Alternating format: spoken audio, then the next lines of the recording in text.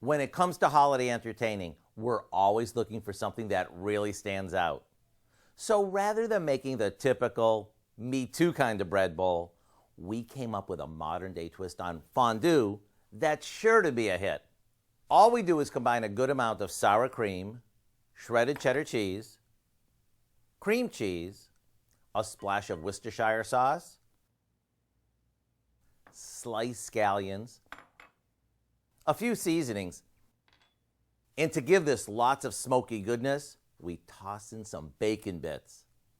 After a quick mix, we spoon this into a loaf of rye bread that we've hollowed out, making sure we leave an inch or so around the sides of the bread so it holds its shape.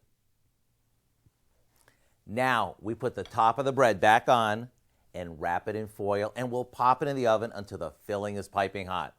When you serve this all-in-one fondue in a bread bowl, surrounded with chunks of bread and some veggies for Dunkin', you better stand back or you might get trampled. The recipe for our bread bowl fondue is online now, so you'll be armed with an easy appetizer that's perfect all season long.